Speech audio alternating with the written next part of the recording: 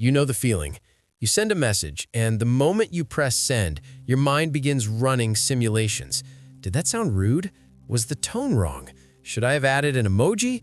What if they misunderstood me? So you reread the message. Then you reread the conversation. Then you replay the entire interaction from the beginning, searching for clues. You replay conversations in your head hours after they happened, sometimes days. A simple decision becomes a maze. A small comment becomes a mystery to solve. And the strange part is, you are not doing this because you want to. You are doing it because your mind will not stop. You analyze every possibility, every reaction, every consequence. Your brain treats everyday moments like complex puzzles that must be solved before something bad happens. And to the outside world, this might look like intelligence. People might even compliment you. You are such a deep thinker. You are so thoughtful. You always consider everything. But what they do not see is the exhaustion behind it. Because overthinking is not just thinking deeply, it's living inside a mind that refuses to rest. It's carrying an internal courtroom where every action, every word, and every memory is put on trial. And here's the paradox that defines the life of an overthinker. The very ability that once protected you is now the thing quietly sabotaging your peace. Because overthinking did not appear randomly, it was learned.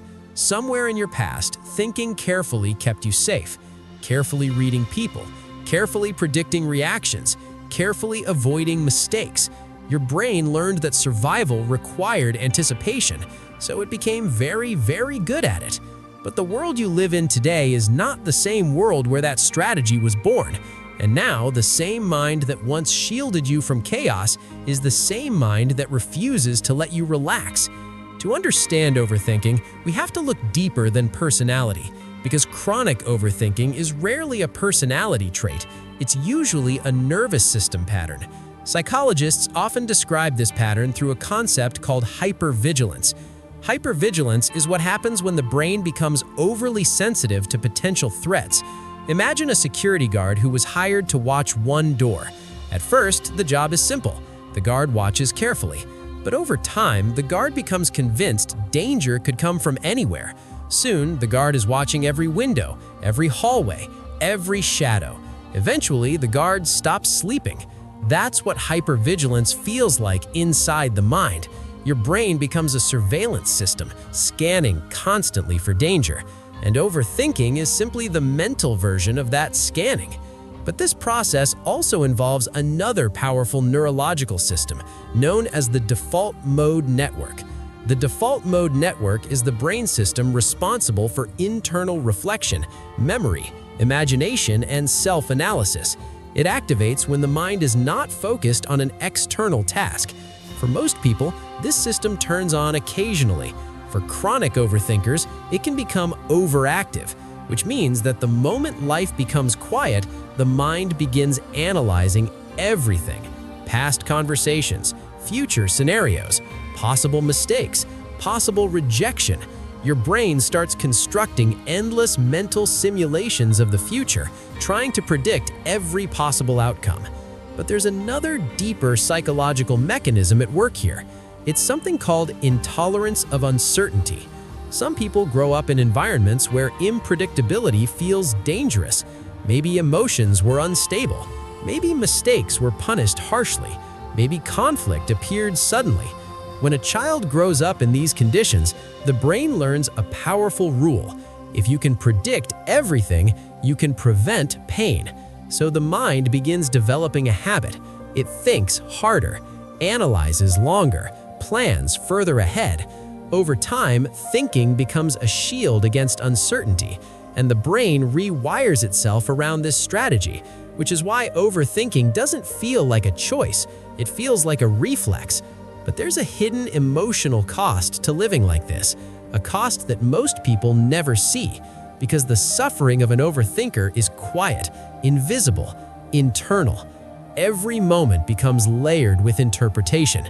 You don't just experience life, you analyze life while it's happening. You analyze what you said, what they meant, what could go wrong. Even joy becomes complicated. Even relaxation becomes strategic. The mind refuses to turn off. And deep down, beneath all the analysis, there is usually a single fear driving everything. The fear of being wrong. Wrong about people, wrong about decisions, wrong about trust.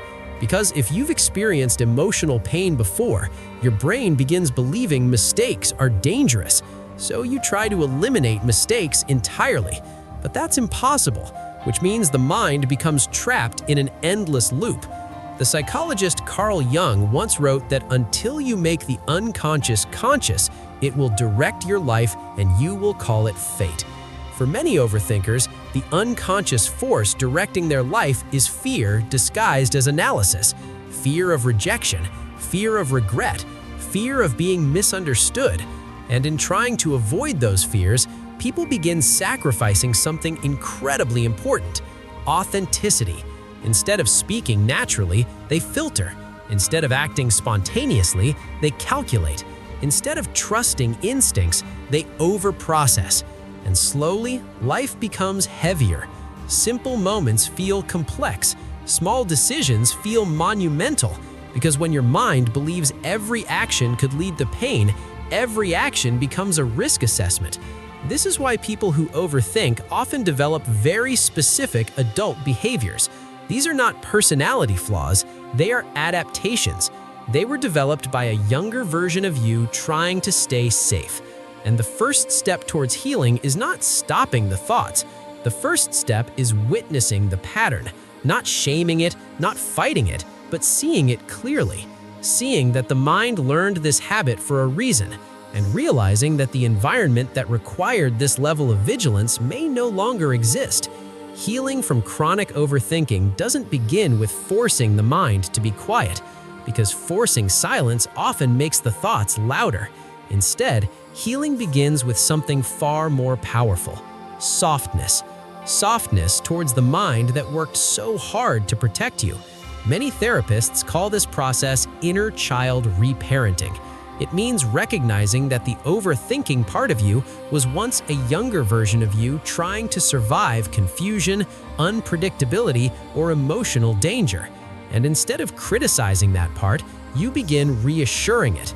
You teach your nervous system something new, that not every mistake leads to rejection, that not every silence means conflict, that uncertainty is not the same thing as danger.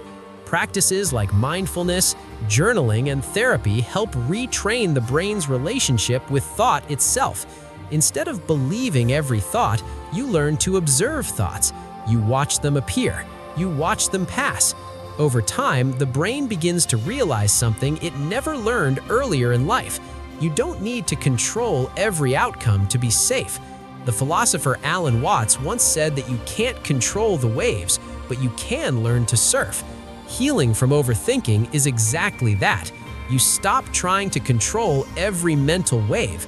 You learn to ride them without drowning. And something beautiful happens when this shift begins. Your mind doesn't lose its depth. Your intelligence doesn't disappear. Your ability to reflect, analyze, and understand the world remains. But the fear underneath it starts dissolving. The overthinker doesn't need to become someone who never thinks deeply. They simply need to become someone who is no longer afraid of living without perfect certainty. Because the truth is simple. Your mind became powerful because it was trying to protect you.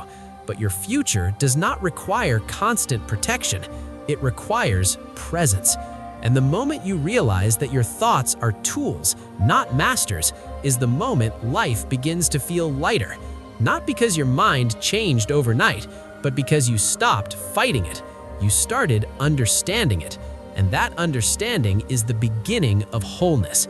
If this resonated with you, it likely means you've spent a long time living inside a mind that never truly rests.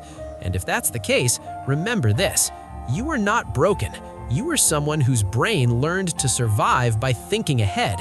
Now the journey is simply learning that you are finally safe enough to live in the present moment. And if you know someone whose mind works like this too, share this with them. Because sometimes the most powerful thing a person can hear is that they are not the only one who thinks this way.